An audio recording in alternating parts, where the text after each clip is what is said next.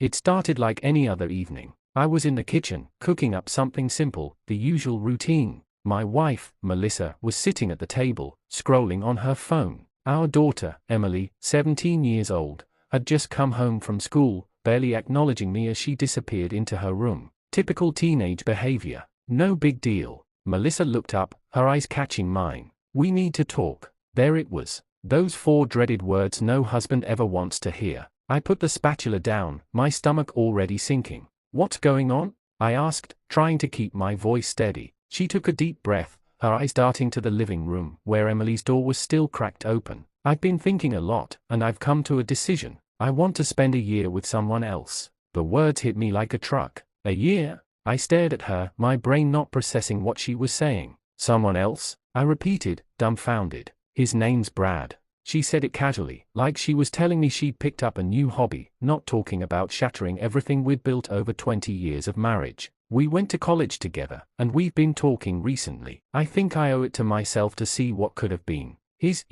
my first love." I blinked. My heart hammered in my chest, but I kept my cool. I wasn't the yelling type. "Melissa, you can't be serious." Her eyes flicked to mine, and I realized, to my horror, she was dead serious. "I am. I've already talked to Emily about it, and she understands." "Emily knows about this?" My voice rose slightly, and I could feel the anger bubbling up. "You told our daughter before you told me?" Before she could answer, Emily appeared from her room, arms crossed. "Dad, it's not that big of a deal. Mom's just trying to figure things out. She deserves to be happy, and Brad makes her happy." I stared at my daughter, my own flesh and blood, siding with her mother's madness. "Emily, this is ridiculous," I shot back. "You can't honestly think this is okay. We're a family." "Not for long," Melissa muttered under her breath, too low for Emily to hear but loud enough for me to catch. Something snapped inside me. "You're not asking for permission, are you?" I said, my voice colder now.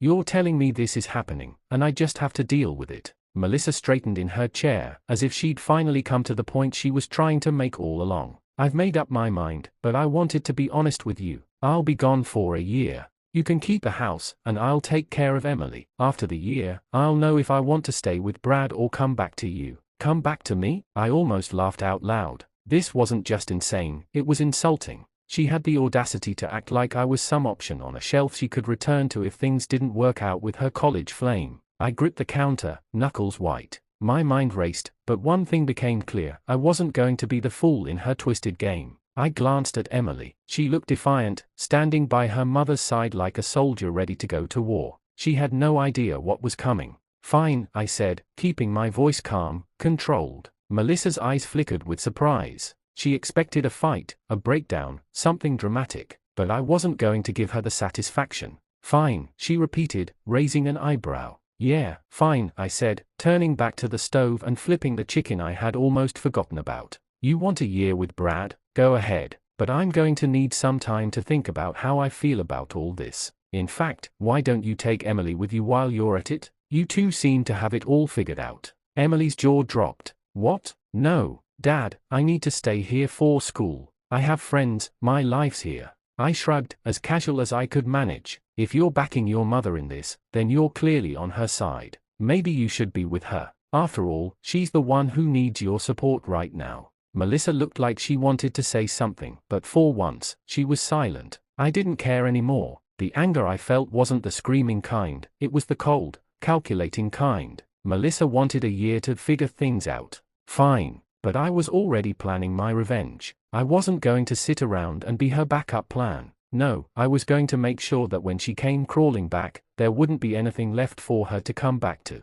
And as for Emily, I'd make sure she saw her mother's true colors before this was all over. They thought they had it all figured out. They thought I'd just roll over and take it. But they had no idea what was coming. The days that followed Melissa's bombshell were a blur of calculated silence. I kept my head down, went about my routine, and pretended like nothing had changed. I didn't fight with her, didn't argue, didn't give her the drama she probably expected. Meanwhile, inside my head, I was playing a different game. Melissa started packing her things almost immediately, as if Brad was sitting at the door, waiting for her to make her grand exit. Emily, on the other hand, acted like everything was perfectly normal. She would smile when she passed by, have casual conversations, even throw in the occasional, "It'll all work out, Dad. Don't worry." I wasn't worried, I was patient. The first step of my plan came quietly. One morning, a week after Melissa's announcement, I called my lawyer. Nothing big, nothing fancy, just a little preparation. I asked him about our assets, about the house, about everything we had shared in 20 years of marriage.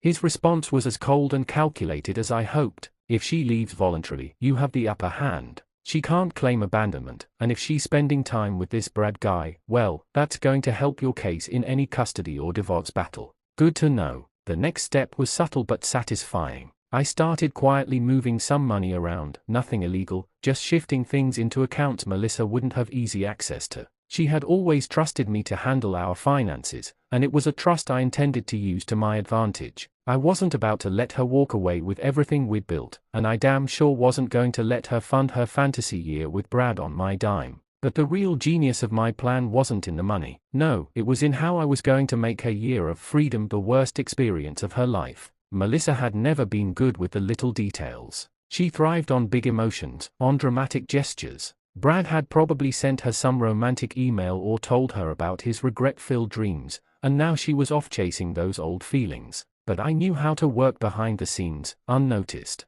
One afternoon, when she was out running errands, probably another lunch with Brad, I took a drive over to our storage unit. There, tucked away in a dusty box, were the documents she had conveniently forgotten about. Old tax returns, car titles, loan agreements. Melissa was always bad with paperwork, and I had always handled it. I gathered the key documents I needed, anything that could give me a legal or financial edge. When I got home, I didn't stop there. I casually started logging into accounts, bank, social media, emails, noting every little slip-up Melissa had made with her passwords. She wasn't exactly careful about her digital footprint. Years of complacency had led to her using the same password for almost everything, and within hours, I had access to her emails with Brad. It didn't surprise me, but reading their back and forth made my blood boil in a way I hadn't expected. Brad, that smug idiot, was making promises he couldn't keep. He talked about how things used to be in college, how they would rekindle the magic, how he had never stopped thinking about her. Classic midlife crisis nonsense. I scrolled further back and found something even better. Brad was broke.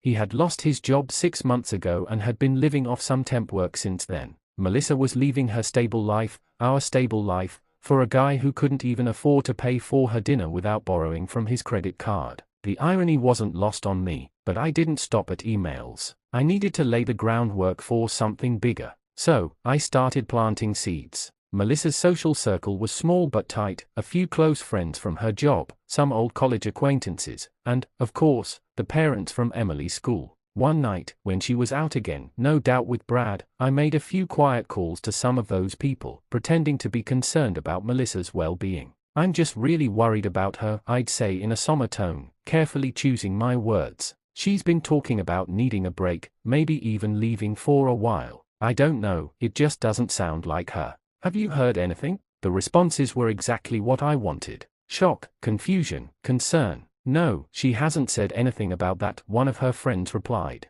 "That's so out of character for her. What's going on?" I never said too much, just enough to plant doubt. By the time Melissa made her grand announcement to her friends that she was leaving me for a year with Brad, they'd already be questioning her sanity. They'd wonder if she was really thinking clearly, if she had lost her mind, and the doubt would gnaw at her. But the real kicker was Emily, my own daughter, who had so easily turned against me, was about to learn a very harsh lesson. Melissa had assumed Emily would stay here with me. After all, she had school, her friends, her life. Melissa thought she could go off with Brad, do whatever she wanted, and then return a year later with everything unchanged. She was wrong. One night, just before bed, I sat Emily down. "Look," I said calmly, "I've been thinking a lot about what you and your mom said, about her going off with Brad for a year, and I think you should go with her." Emily looked at me like I had lost my mind. "What, Dad? No, I have school. I can't just leave. Besides, Brad's place is small. I wouldn't have my own room." I leaned back, keeping my voice steady. "Well, if you support your mom in this, you should experience it fully, don't you think?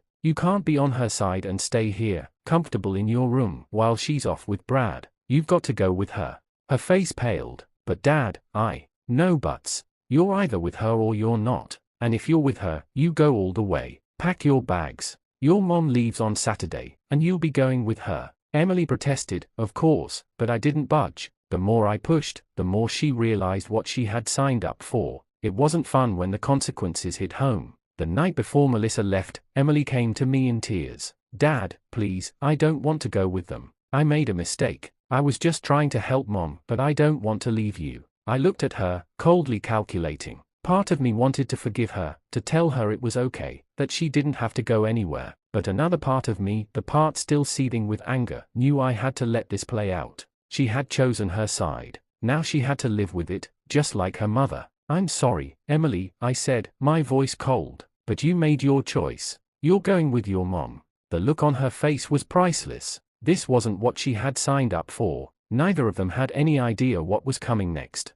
Saturday morning arrived like a death sentence, cold and unrelenting. Melissa was bustling around the house, making last-minute checks, packing her final bags with that same determined look she had when she first told me she was leaving. Emily, on the other hand, moved like a ghost, dragging her feet and avoiding eye contact. The night before had left her shaken, but there was no going back now. I watched from the living room, sipping my coffee, while they stumbled around. Neither of them had the courage to say goodbye. Melissa gave me a quick glance, but it was the kind of look you give someone you've already written off. She was ready for her year of freedom, imagining Brad sweeping her away into some romantic whirlwind, where all her fantasies would come true. I almost felt sorry for her. Almost. "Okay, we're leaving," Melissa finally said. She stood at the door with her bags, waiting for Emily, who was still hesitating. I stood up, putting my coffee cup down carefully on the table, and walked over. "You two have fun," I said, my voice laced with just the right amount of fake cheerfulness.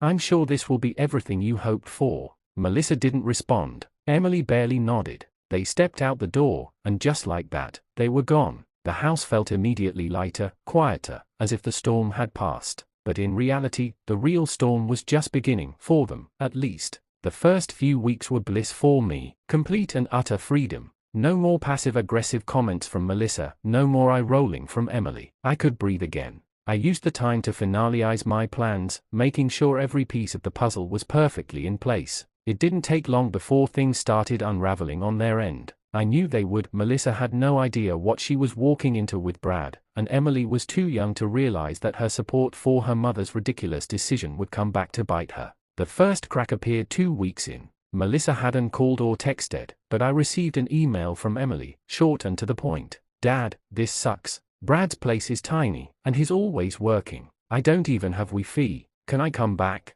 I smiled to myself, reading it over again. No Wi-Fi. Oh, poor thing. I knew it would get to her eventually. Melissa had probably painted Brad's lifestyle as some kind of adventurous escape, but the reality was far from it. Brad wasn't some millionaire bachelor. He was struggling to make ends meet. And Melissa had no idea what living with a man like that, day in and day out, would be like. I didn't respond to Emily's email right away. Instead, I let it sit in my inbox for a full 48 hours, making her wait, twisting the knife just a little bit deeper. She needed to understand the gravity of her decisions. When I finally did respond, I kept it simple. "You made your choice, Emily. Stick with it. This year is what you wanted, right?" I imagined her reaction when she read it, probably some combination of frustration and regret. But I wasn't done yet. I knew I had to keep pushing. Melissa's year with Brad wasn't going to be the romantic getaway she imagined. It was going to be a slow, painful descent into reality. It didn't take long for the next sign of trouble. About a month into their new arrangement, I received a phone call from Melissa. It was the first time she had reached out since she left, and her tone was different. No more of that confident bravado, no more excitement about her new life.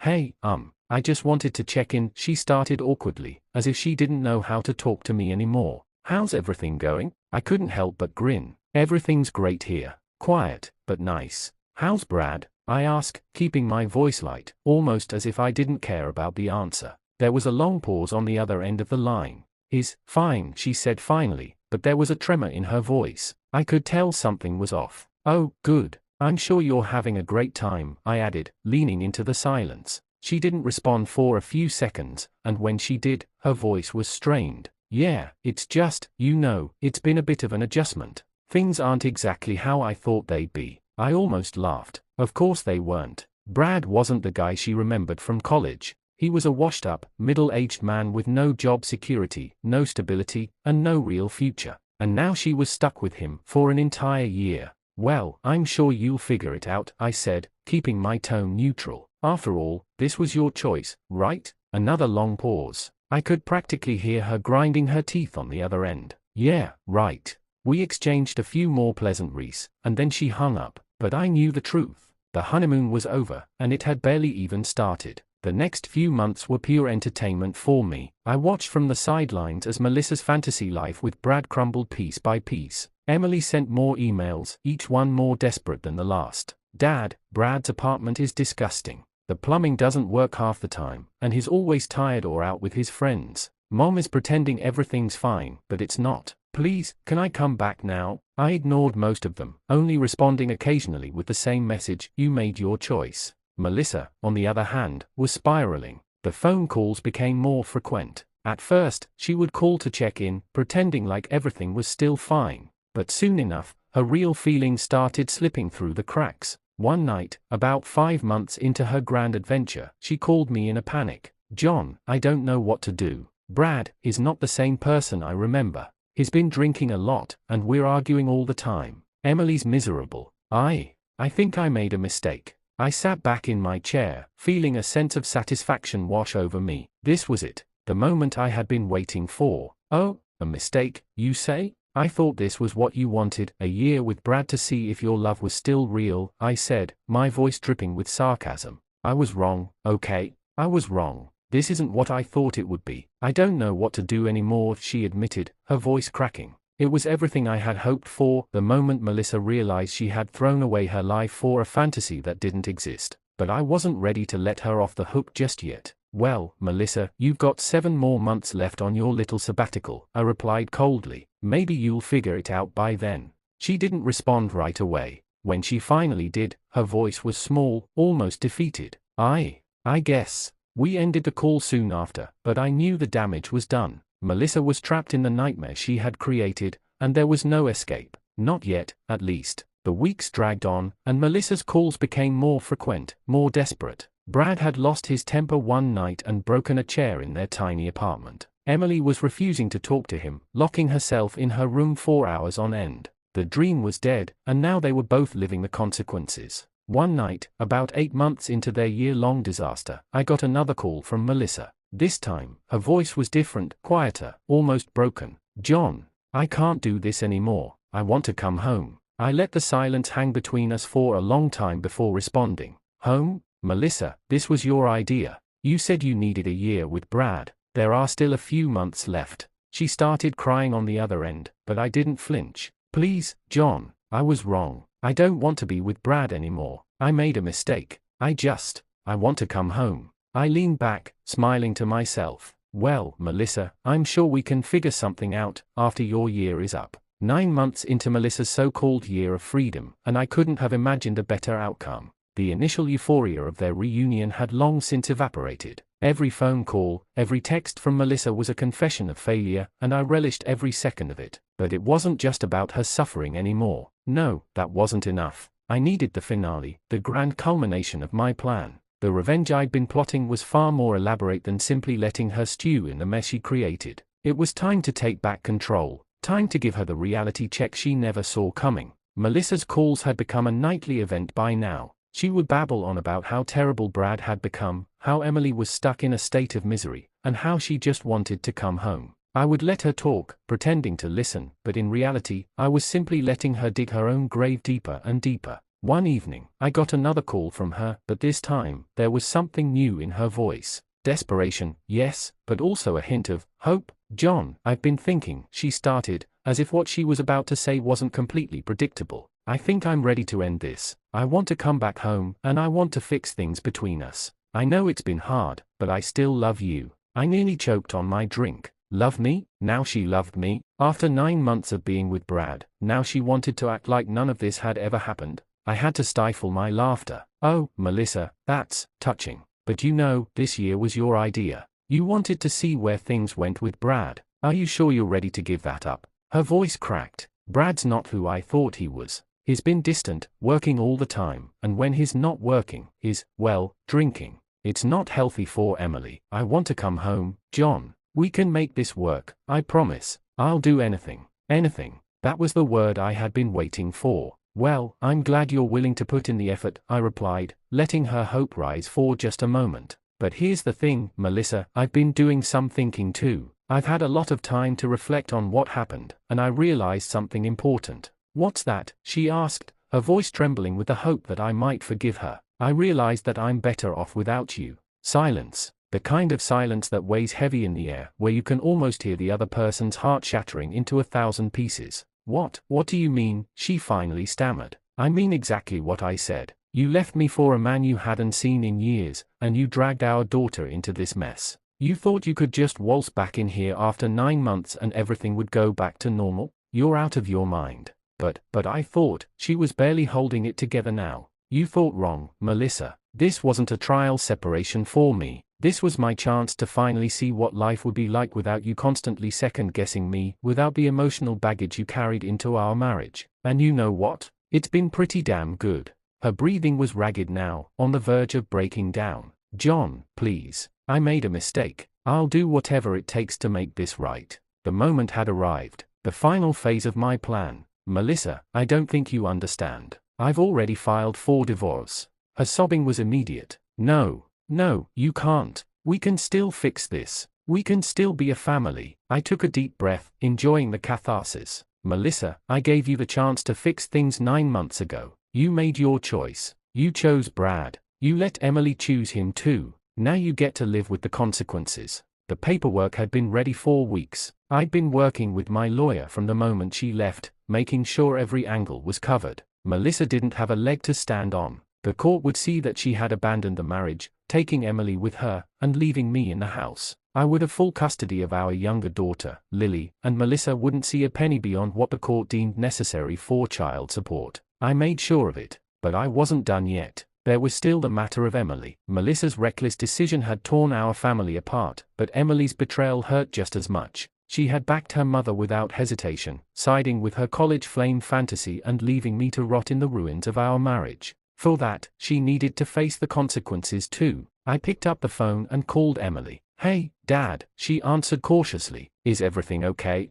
Everything's fine, Emily. I just wanted to let you know that I've filed for divorce. Your mother won't be coming back. There was a long silence on the other end. Wait, what? But she said she was going to come home. We were going to fix things. I let out a small laugh. Fix things? Emily, your mother made her choice. You backed her, and now you get to live with it. Her voice wavered, but I didn't know it was going to be like this. Brad's awful, Mom's miserable, and I just want things to go back to the way they were. Well, Emily, sometimes life doesn't go the way you want it to. You made your bed, now you have to lie in it. But can't we just try to make it work? She pleaded. I've already tried, Emily. I tried 4 years. But you and your mother made it clear that you didn't want me in the picture anymore. Now you're stuck with Brad, and I'm moving on. The truth hit her like a sledgehammer. You're really going through with the divorce? Yes, I am. And you're going to have to deal with it. The next few weeks were a whirlwind of legal proceedings and emotional chaos. Melissa was blindsided by the divorce, and Emily tried to convince me to change my mind at every opportunity. But I was done.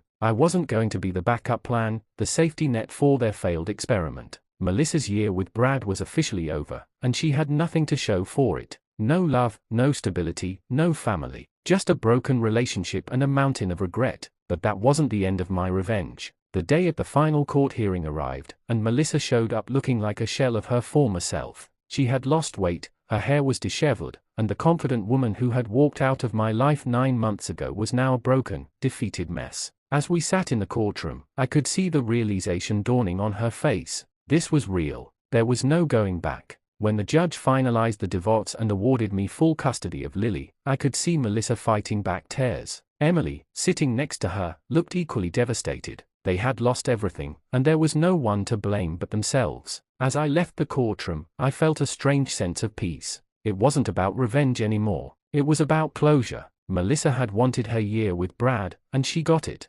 Now, she would spend the rest of her life living with the consequences of that decision. And me? I was free. Free from the drama, free from the lies, and free from the woman who thought she could walk all over me. I walked out of that courtroom with my head held high, ready to start the next chapter of my life. Without them,